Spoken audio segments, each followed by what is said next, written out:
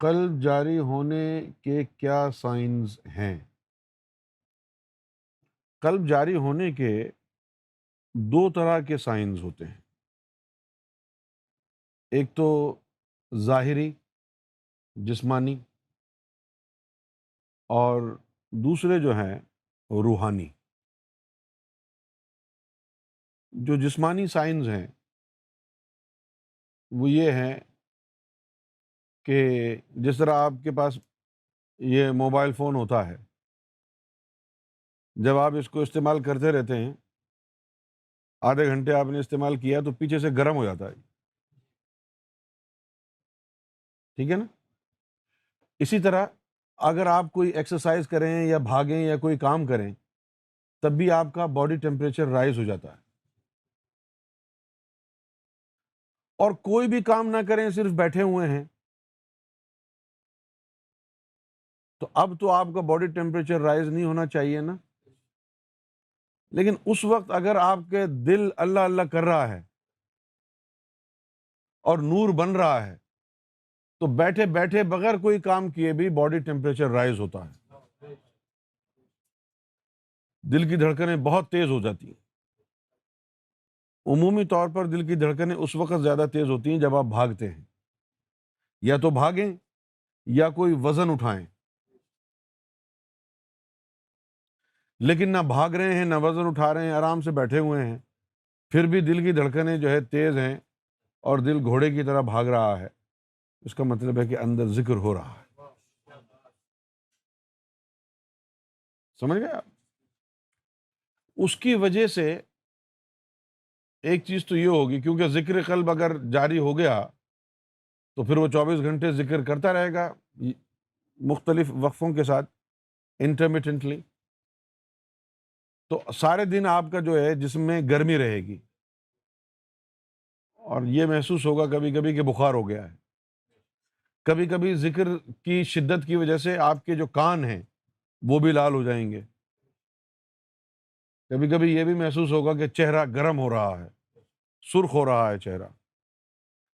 یہ ظاہری چیزیں ہیں، اور آپ کو جو ہے محسوس بھی ہوگا کہ اندر کوئی اللہ اللہ کر رہا ہے،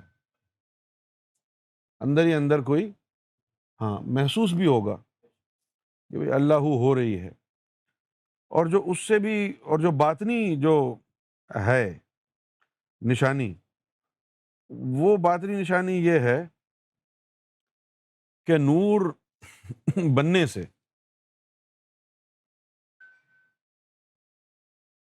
جب آدمی کے دل پر گناہوں کی سیاہی چڑھی ہو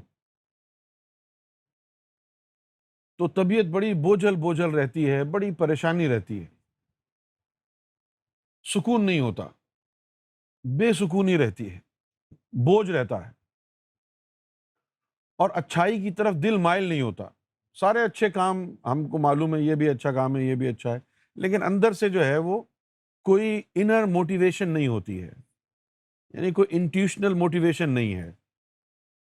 لیکن جب دل میں اللہ کا ذکر آباد ہو جاتا ہے، دل اللہ کے ذکر سے، اور دل میں اللہ کا ذکر شروع ہو جاتا ہے، تو وہ گناہ کی جو کالک ہے، سیاہی ہے، وہ دھلنا شروع ہو جاتی ہے، اور بے سکونی جاتی رہتی ہے، اور دل میں ایک عجیب و غریب سکون، ایک اطمینان پیدا ہوتا رہتا ہے۔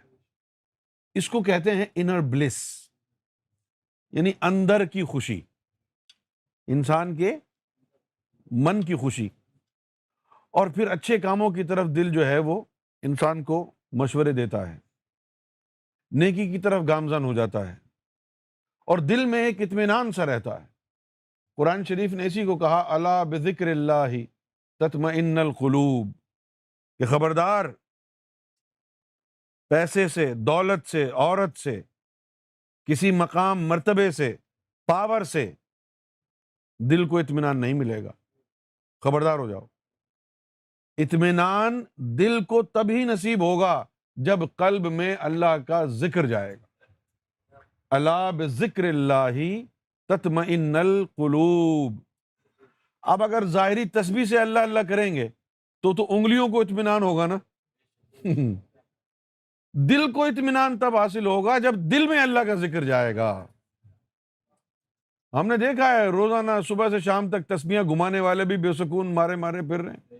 ارے بھائی تم کو تو سکون میں ہونا چاہیے تھا, ذکر اللہ میں سکون ہے, تم کو بے سکونی کس بات کی ہے؟ تو وہ یہ اس راز کو سمجھے نہیں کہ دل کا اطمینان تبھی ہوگا جب دل میں اللہ کا ذکر ہوگا. تو ذکر کرے زبان سے اور چاہے کہ اطمینان دل کو مل جائے, تو ایسا کہاں ہوتا ہے؟ کیوں بھائی؟ ایسا کبھی ہوا ہے کہ پیسے دیے شکیل کو اور ڈنر کرے جاوید؟ بھائی جس کو پیسے دیے وہی ڈنر کرے گا. تو جو ذکر میں لگی ہوئی ہے آپ کی جسم کی چیز, اسی کو اطمینان ہوگا. اور آپ دیکھیں کہ تسبیح پڑھتے پڑھتے جو ہے انگلیوں کو بڑا سکون ملتا ہے, پھر بلا وجہ بھی یوں کرنے لگتا ہے آدمی تسبیح کے بغیر بھی. عادت ہو گئی نا انگلیوں کو.